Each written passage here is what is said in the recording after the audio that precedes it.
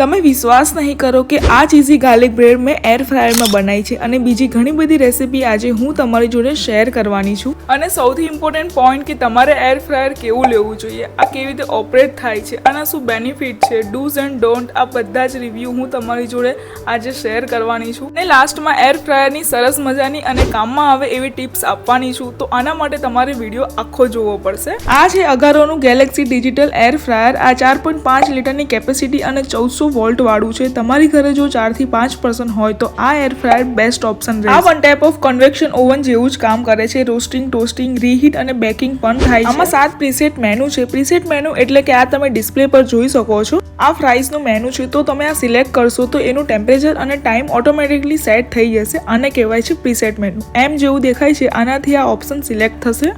આમાં મેન્યુઅલી પણ ટેમ્પરેચર અને ડિગ્રી સેટ કરી શકો છો. તેમજ આમાં ડિજિટલ ડિસ્પ્લે ટચ સ્ક્રીન વાળી આપેલી છે અને આ બટનથી એર ફ્રાયર ચાલુ થશે. અગારોના એર ફ્રાયરમાં રીહીટ પણ કરી શકાય છે. વચ્ચે મેં દિવાળી પર ચકરી બનાવી હતી તો એ 1 વીક પછી થોડી પોચી થઈ ગઈ, તો મેં એને એર ફ્રાયરમાં 3 મિનિટ માટે રીહીટ કરી અને પહેલા જેવી ક્રિસ્પી થઈ ગઈ. આમાં સમોસા પણ તમે ફરીવાર ગરમ કરી શકો છો. એર ફ્રાયરમાં 360 ડિગ્રીનું એર સર્ક્યુલેશનનું ફીચર છે, એટલે તમારા ફૂડને ચારો બાજુથી હીટ મળી શકે છે. આવું અંદર બાસ્કેટ હોય છે, એમાં નોનસ્ટિક પ્લેટ પણ છે. આની ઉપર તમારે ફૂડ મૂકીને એર ફ્રાય કરવાનું હોય છે. બધા એર ફ્રાયરની એક ખાસ વાત કહી દઉં કે આમાં 16 એમ્પિયરનો પ્લગ આવે છે. આ પ્લગ ખાલી ફ્રીજના સોકેટમાં જ ચાલે છે.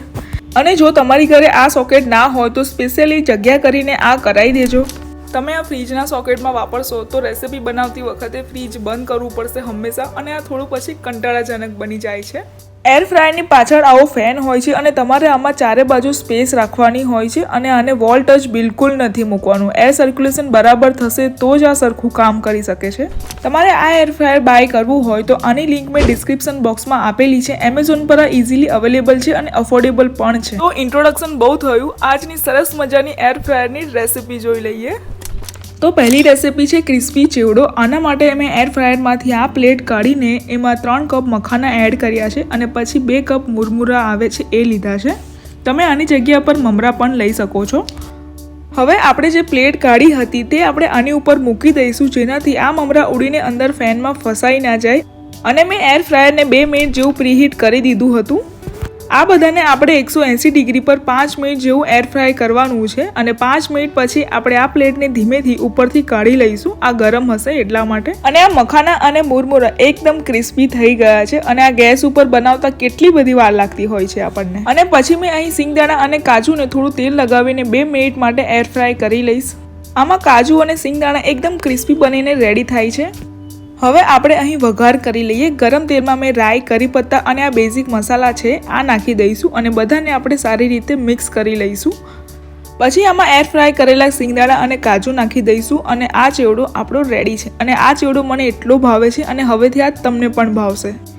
Crispy cafe style garlic bread બનાવવા માટે ગાર્લિકને આપણે તેલમાં થોડી વાર ફ્રાય કરવાના છે. થોડો કલર ચેન્જ થવા આવે એટલે એને બાઉલમાં લઈને મેશ કરી દઈશું. પછી આમાં થોડું 3 ચમચી બટર લઈશું અને થોડી મોઝરેલા ચીઝ, ઓરેગેનો, ચીલી ફ્લેક્સ અને થોડુંક મીઠું નાખીશું અને આ બધાને આપણે સારી રીતે મિક્સ કરી લઈશું. અને હું ગાર્લિક બ્રેડ બનાવવા માટે આવી વડાપાવની બ્રેડ આવે છે આખી એ લઉં છું અને આને આપણે વચ્ચેથી કટ કરી દેવાની છે. પછી આવો બેઝ મળશે અને એની ઉપર આપણે ગાર્લિક બટર જે રેડી કર્યું હતું એ લગાવી દઈશું અને બધા કોર્નર પર સારી રીતે લગાવવાનું છે. અને આપણે જે ભાગ કટ કર્યો હતો પાવનો એને આપણે વેસ્ટ નહીં કરીએ, એના નાના ટુકડા કરીને આપણે એર ફ્રાય કરવાના છે અને એકદમ મસ્ત ક્રિસ્પી બની જશે. પછી આની ઉપર મોઝરેલા ચીઝ આવે છે એ લઈશું. આ ચીઝથી રિઝલ્ટ સારું મળે છે. નોર્મલ જે અમૂલની ચીઝ ક્યુબ આવે છે એ પણ ચાલે, પણ આ મોઝરેલા ચીઝથી વધારે સારી લાગશે ગાર્લિક બ્રેડ. હવે આને 5 મિનિટ માટે એર ફ્રાય કરવાનું છે 180 ડિગ્રી પર અને 5 મિનિટ પછી આ crispy cafe style garlic bread ready છે. આને કટ કરીને ઉપરથી સિઝનિંગ કરી શકો છો અને જો આ કેટલી મસ્ત ચીઝી બની છે. આ રેસીપી ડેફિનેટલી તમે ટ્રાય કરજો. ક્રિસ્પી રોટી સ્ટીક બનાવવા માટે મેં અહીં વધેલી 3 રોટલીને આવી લાંબી સ્ટીકમાં કટ કરી લીધી છે અને પછી આપણે એર ફ્રાયરમાં મૂકી દઈશું. થોડું તેલ લગાવવાનું છે. બધી સ્ટીક કોટ થઈ જાય એવી રીતે તેલ લગાવજો. અને આ મેં મસાલો રેડી કર્યો છે એ આપણે આમાં ભભરાઈ દઈશું. આમાં તમે ઓરેગેનો પણ નાખી શકો છો. પછી આને 180 ડિગ્રી પર 4 થી 5 મિનિટ માટે એર ફ્રાય કરવાનું છે અને વચ્ચે વચ્ચે ચેક કરતા રહેજો અને હલાવતા રહેજો. 5 મિનિટ પછી આ ક્રિસ્પી રોટી સ્ટીક રેડી છે. અને હવે આપણે એર ફ્રાયરના ડૂઝ એન્ડ ડોન્ટ જોઈ લઈએ. આમાં 10% જેટલો જ ઓઇલનો ઉપયોગ થાય છે એટલે એકદમ હેલ્ધી એપ્લાયન્સીસ છે. આની ઉપર તમારે કોઈ પણ જાતની સજાવટ કે કોઈ પણ વસ્તુ નથી મૂકવાની અને એક જગ્યા ઉપર ઓપન જ રાખવાનું છે. તમે બેકિંગ કરો તો નીચે આવું પાર્ચમેન્ટ પેપર આવે છે એ જ મૂકવાનું છે. અને આ વસ્તુ ધ્યાનમાં રાખજો કે તમારું ફૂડ હલકું હશે તો આ પેપર ઉડી જશે અને પેનમાં ચોંટી જાય છે. એર ફ્રાયરને હંમેશા પ્રીહીટ કરવું પડતું હોય છે અને આને વચ્ચે વચ્ચે ખોલીને ચેક પણ કરતા રહેવું પડે છે. એર ફ્રાયરની ટ્રેને તમારે સાફ કરવા માટે આને 5 થી 10 મિનિટ બહાર રાખવાનું અને પછી આને ટીશ્યુથી લૂછી નાખવાનું.